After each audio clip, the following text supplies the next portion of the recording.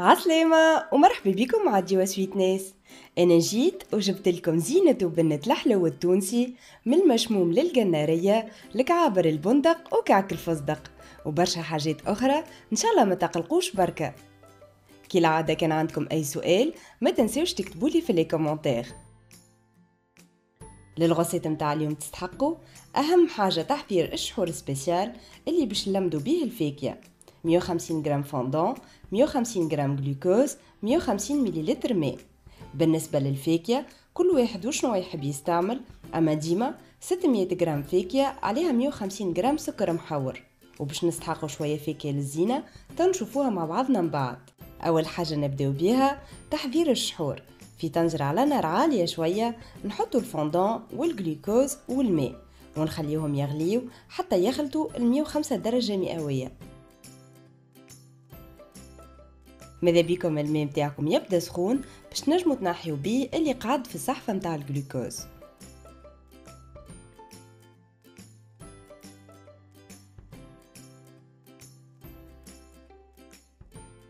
بالنسبة للعباد اللي ما عندهمش ترمومتر يحسبوا 5 دقايق بالضبط ملي يبدا يغلي ومن بعد نحيوه من فوق النار. كان ثبتوا مليح من الاول كان عندنا فقاعات كبار وكي وصلنا ل 105 درجة مئوية ولاو عندنا فقاعات صغار. حاجة أخرى، الفوندون ماهوش عجينة السكر، تلقاوه هو والجلوكوز عند الحوانت اللي يبيعوا الحاجات متاع الحلويات.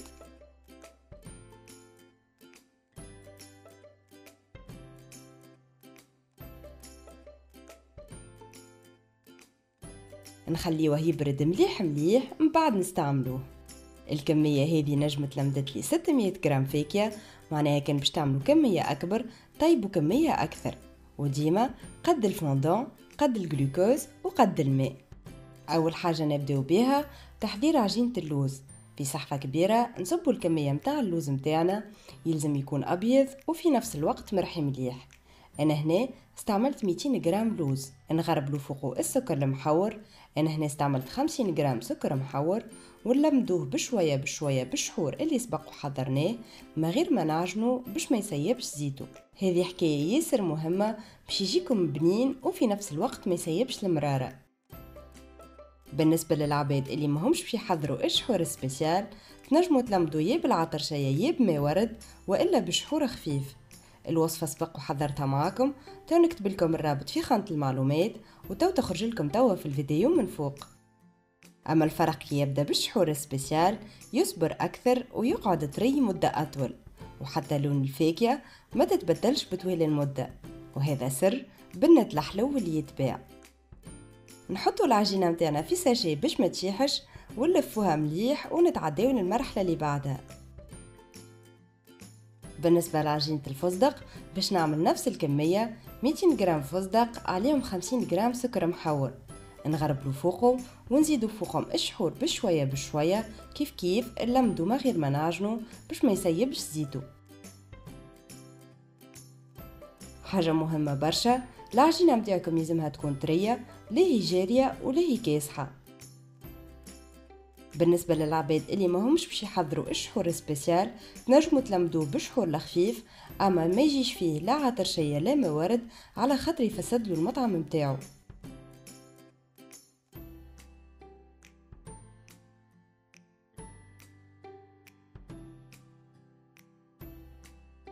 كيف كيف نحطوه في ساشي باش ما يشيحش ونلفوه مليح ونتعداو للمرحلة اللي بعدها. في صحفة كبيرة نصبوا البوفريوة المرحية متاعنا. كان باش ترحيوها في الدار ننصحكم تحمسوها شوية في الكوشة تعطي لون خير ومطعم أبن.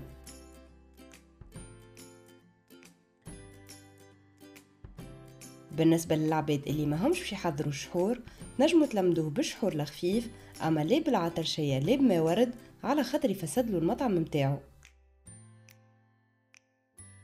استعملت نفس الكمية كيما اللوز والفستق، وكل كمية عملت لي عجينة توزن 350 غرام. كيف كيف نلفوها مليح ونتعداو لتحضيرات الزينة.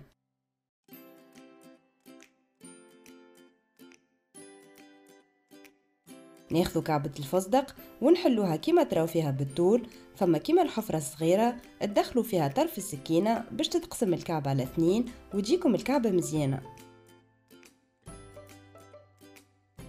ماذا بيكم الفستق متاع الزينة ديما يكون بلدي يبدا لونه مزيان، تلقاوها عند يبيعوا الفاكهة.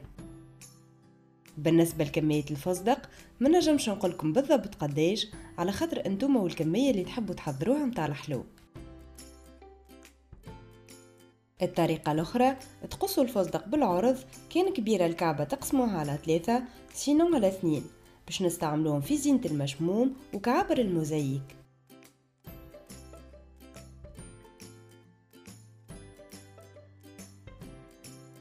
نكعبروا عجينة الفاكهة متاعنا. بالنسبة للكعابر اللي باش يتزينوا برشا فاكهة يلزم يكون ميزانهم ما بين 9 و 10 جرامات. كان باش تعملوا كمية كبيرة تنجموا يتحلوا العجينة بالقلقال وتقصوها ظروف، تشوفوا حاجة كيما مغرفة غارقة تكيلوا بها باش يجيكم الكل كيف كيف ونفس الميزان. اما اللي جوست باش نعملوا بيهم كعكة والا نرميوهم في الفاكهة يلزم ميزانهم يكون ما بين 13 و 14 جرام. كملوا هكاكا حتى توفى الكمية الكل. نبداو بالتزيين ونمشيو من السهل للصعيب، وان شاء الله يعجبوكم لي موديل الكل. ناخذوا اي كعبوره من اللي سبق وحضرناها، يلزمها تكون توزن ما بين 13 و 14 غرام، ونطرحوها بيدينا كيما تراو فيها. ننقبوها في الوسط بون بورت بيس ونزينوها بالفستق اللي سبق وحضرناه.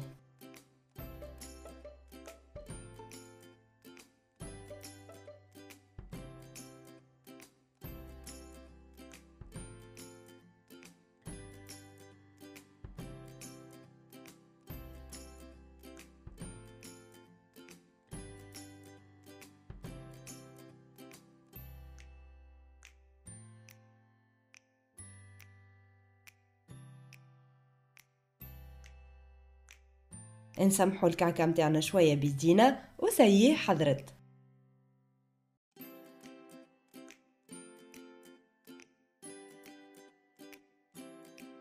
الكعكة الثانية من الفستق كيف كيف نطرحوها شوية بيدينا، وكيما سبق وقلت لكم يلزمها توزن ما بين 13 و 14 غرام.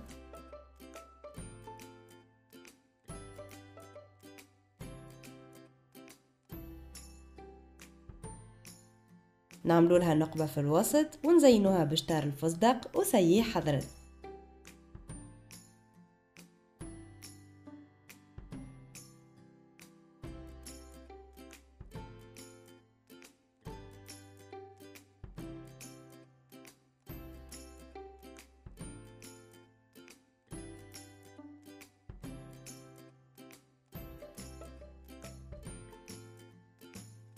الكعكة الثالثة خليط ما بين اللوز والفستق، تحلوا دي بودان، واحدة من اللوز واحدة من الفستق، وتلفوهم على بعضهم كيما تراو فيهم.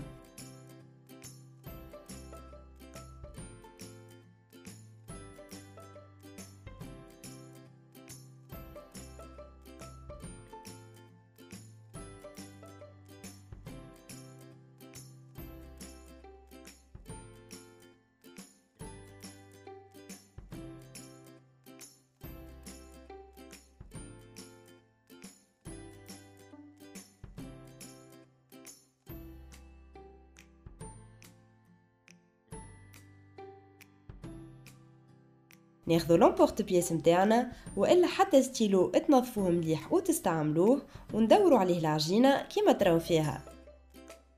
نسمحوا الكعكه متاعنا شويه بيدينا وسييه حضرت.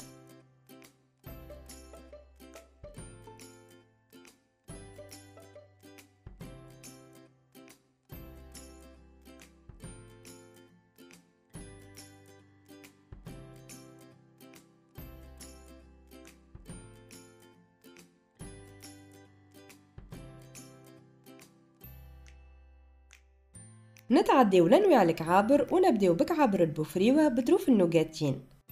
ندهروا الكعبوره متاعنا بشويه شحور، كيما سبق وقلت لكم لازمها توزن ما بين 13 و 14 غرام. نرميوها كيما تراو فيها في وسط الصحفه ونحركوا مليح مليح لين تتلف الكل وسييه حضرت. نجموا تنوعوا وتعملوا كعابر اللوز بالنوغاتين. بالنسبة للعباد اللي ما عندهمش نوجاتين ينجموا يعوضوها بالبوفري والمهروشة. انا هنا شريتها حاضرة، مرة جاية ان شاء الله نعمل لها فيديو.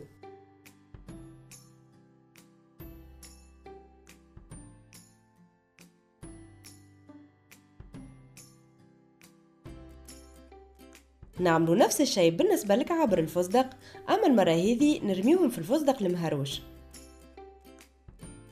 كيف تنجموا تنوعوا وتعملوا كعابر اللوز بالفستق. حاجة مهمة برشا، ماذا بيكم الحلو متاعكم تخليوه يشد روحه شوية في طبق فيها حاجة بلاستيك قبل ما تحطوه في الكيسات. حاجة أخرى زادة، ماذا بيكم تعملوا منديلة نظيفة مبلولة شوية باش تمسحوا فيها أصوابعكم الشحور، باش تقعد ديما كعبة الحلو مزيانة والفكية متاعها تلمع.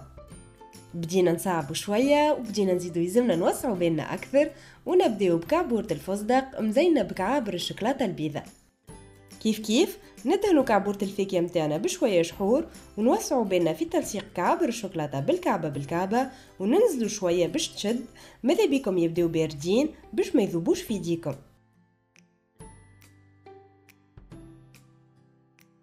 كيف تنجموا تنوعوا، انا عملت منهم بالبوفريوة وباللوز.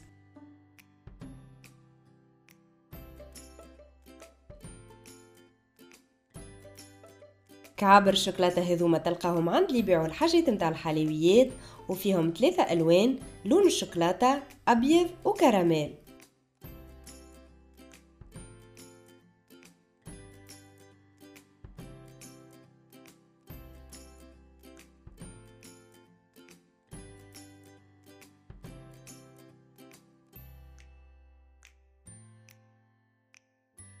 نتعداو لكعابر اللوز بالبندق وندهنوا الكعبورة متاعنا بشوية شحور ونرميوها في وسط البندق.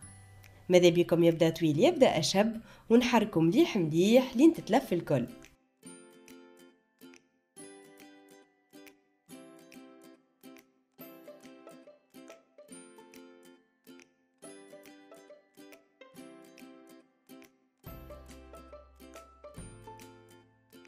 نكعبروها شوية ما بين يدينا ما غير ما ننزلوا، وكان ناقص كعبات نزيدوهم وسييه حضرت.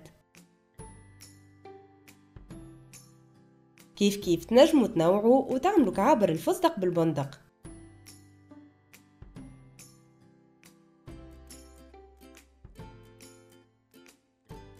الكعبورة اللي من بعد يلزمها برشا وسع بال هي كعبورة اللوز موزاييك، وإلا بالفستق كان تحبوا أنا عملت الزوز.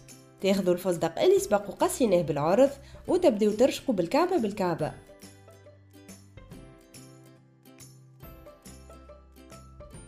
ما تخافوش حتى وكان تغفصت لكم شوية، من بعد كي نكعبروها ترجع مزيانة.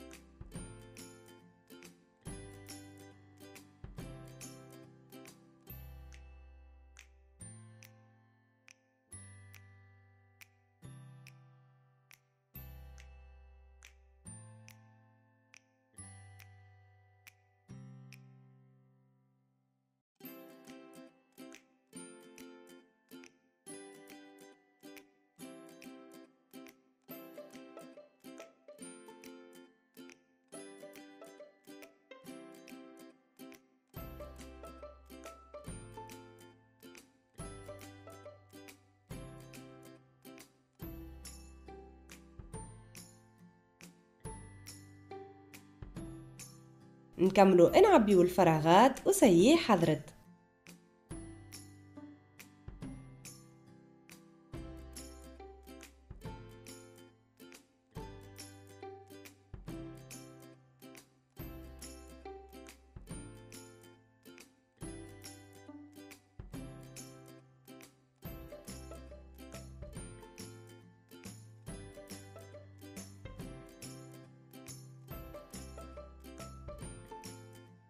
نتعداو البقلاوة البيغوليه، ناخذو عجينة الفستق ونطرحوها كيما تراو فيها شوية بيدينا.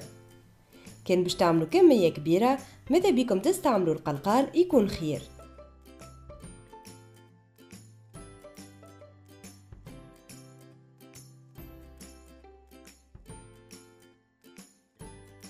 كيف كيف نعملوا العجينة البوفريوة.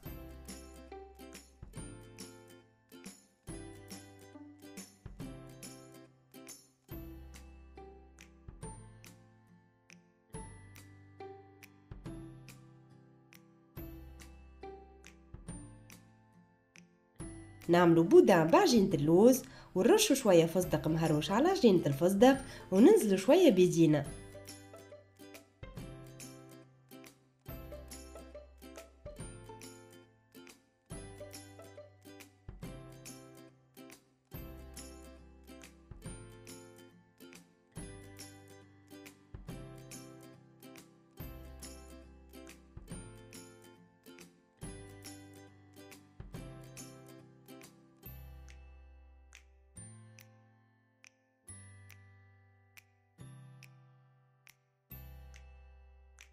ماذا بيكم تنزلوا بحاجة بلاستيك كيفي أنا باش ما تقعدش الفاكهة تتلصق في يديكم.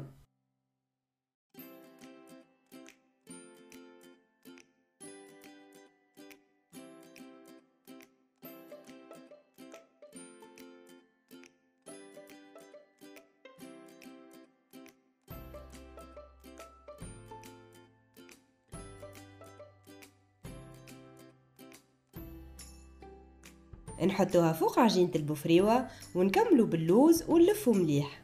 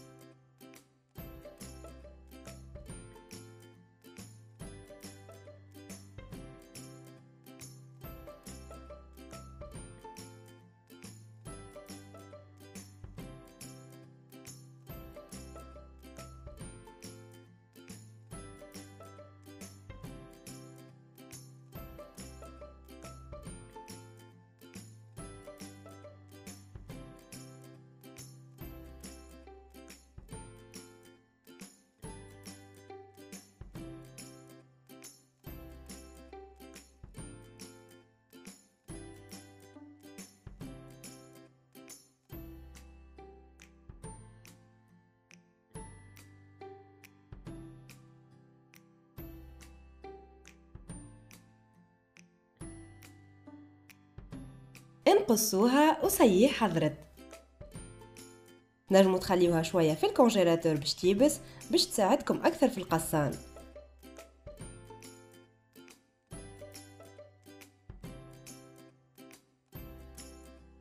أنا هنا ما ظهروش برشا الألوان على خاطر البوفريو متاعي شريتها مرحية وما هيش محمسة.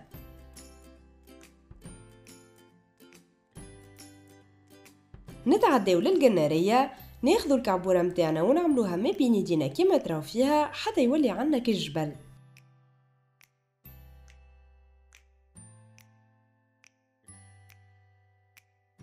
كان العجينة متاعكم شايحة شوية ماذا بيكم تدهنوها بشوية شحور. ناخذوا الاشطار متاع الفستق اللي سبق وحضرناهم ونبداو نلصقوا بالكعبة بالكعبة.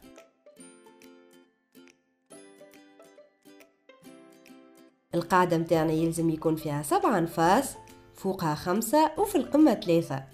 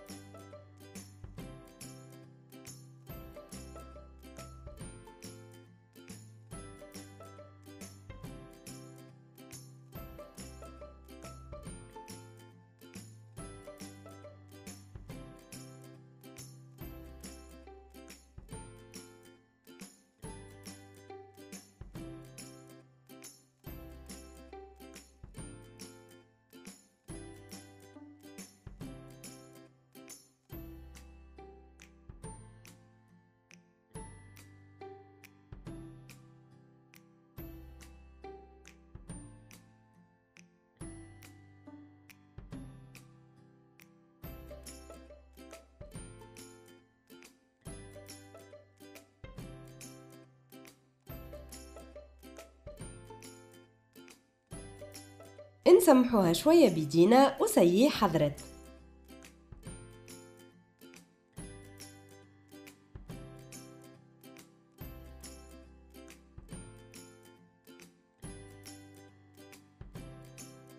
واخيرا نكملوا بالمشموم اللي بالنسبه لي يظهر لي اصعب حاجه على خاطر يشد برشا اليد. ناخذوا الكعبوره متاعنا ونرشقوا اجنابها بطروف الفستق. تنجموا تعملوا الا شطار اللي بالطول والا بالعرض، انا عملتهم اثنين، وكيف كيف عملت بعجينه الفستق وبعجينه اللوز.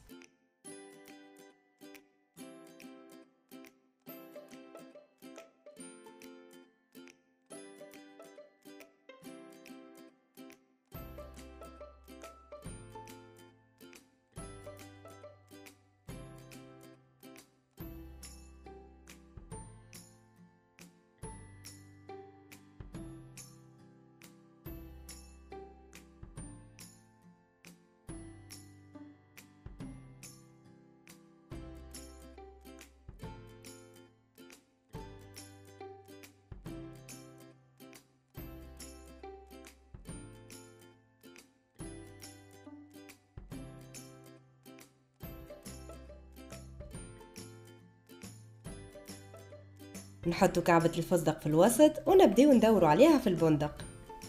كان العجينة متاعكم شايحة ادهنوها بشوية شحور.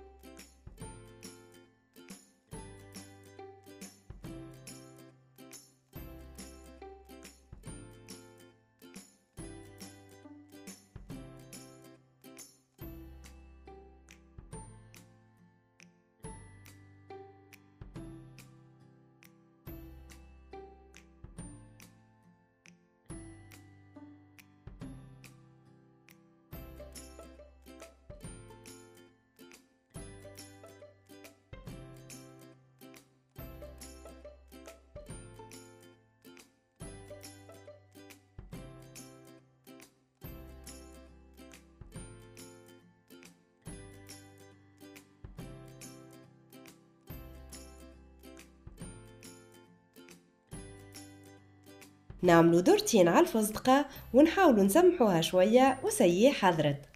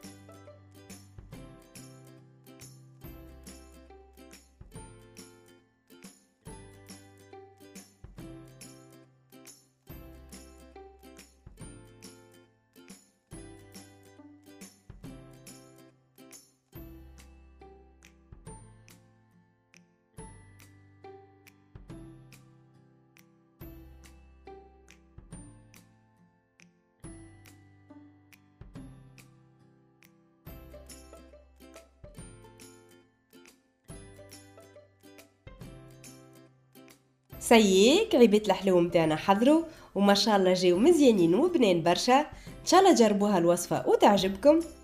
كان عجبتكم الفيديو ما تنسوش باش تشتركوا في الشين كان مازلتوا ما اشتركتوش، وتابعوني على لي ريزو سوسيو الفيسبوك والانستغرام، واهم حاجه تبارتاجيوها وتدعموني برشا جيمات وكومنتيرات. قبل ما نكملوا نحب نقول لكم محليكم الكل ومحلى كلامكم، والله هو اللي مشجعني. ونحب نسألكم شنو الفيديو ان شاء الله اللي تحبوا تشوفوها قبل العيد، يا مينيارديز يا غرايبه بالفصدق يا معمول. ما تنسوش تكتبوا لي في لي كومنتير باش نشوفوا راي الاغلبيه. وتوا ما بقى كامش نقولوا مع بعضنا اللهم ادمها نعمه واحفظها من الزوال.